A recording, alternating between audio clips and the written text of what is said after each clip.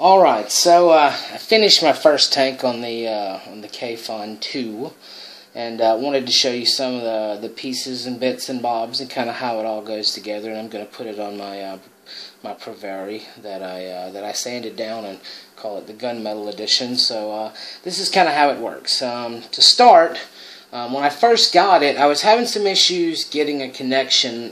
For those of you that have a Provari, you know that whenever you're having an issue with the connection, you get the OP error when you go to check the resistance of the atomizer.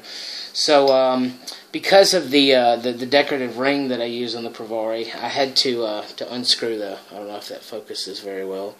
I had to take the center pin out quite a bit, and there's a whole lot of play in the center pin to make it work with just about anything, and I could actually take it out probably another 2 times further than that. So this is kind of how you set it up.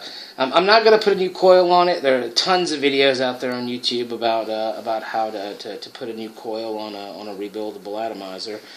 But with this one, you can see it's a 2-ohm coil, and it looks like a about a 3/4 wrap, or maybe a 4/5 wrap. And I think this is the factory coil is probably 32 gauge Canthal or nichrome. I'm not sure, but I do know it reads 2 ohms.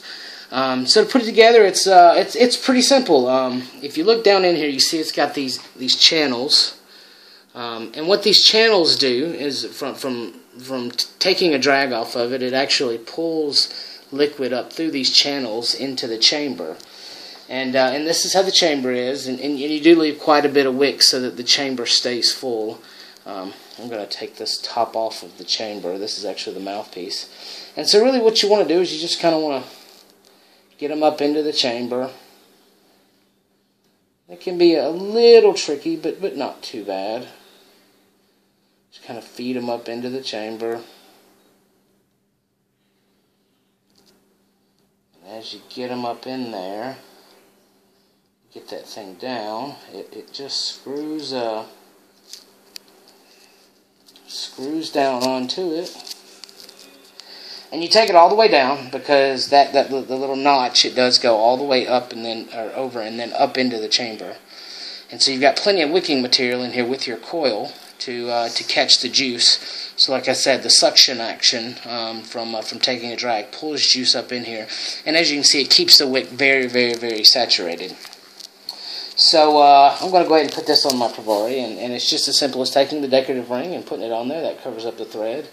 And if you see, that's why you kind of needed that extra play with the adjustable bottom post, because you don't want this thing, you know, kind of flip-flopping around down in there. You want a pretty solid, sturdy connection. So that's where the extra unscrewing comes in with the bottom post. So I'm just going to put this on there, get it nice and tight, and we'll go ahead and take the Provari, and we'll see what the resistance is.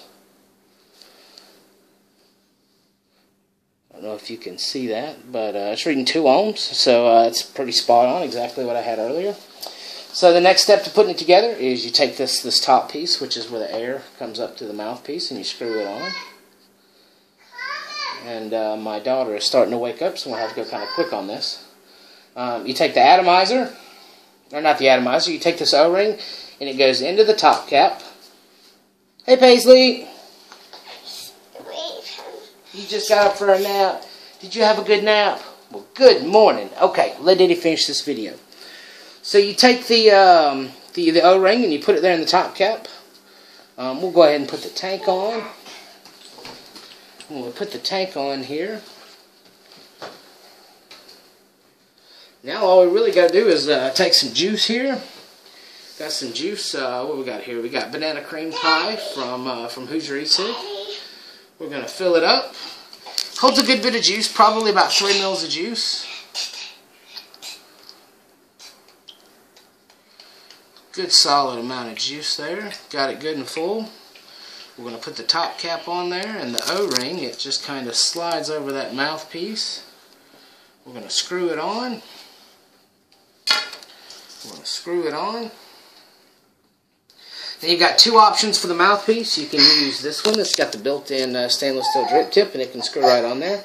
Me personally, I like using my own drip tip, so it does come with this extra piece here. Just screws right on there. Put our drip tip on there. I vape a little higher, so I'm going to kick the voltage up to about, let's say 5.5 volts. How about that? Now we'll do, well, you know, if once you miss it, you got to loop around, power up. 5.4 volts, that sounds good. And we're going to have a vape.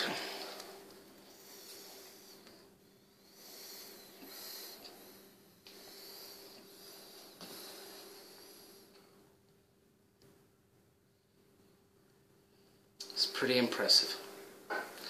So that is the breakdown of the Kayfun2, and I hope you guys enjoy it.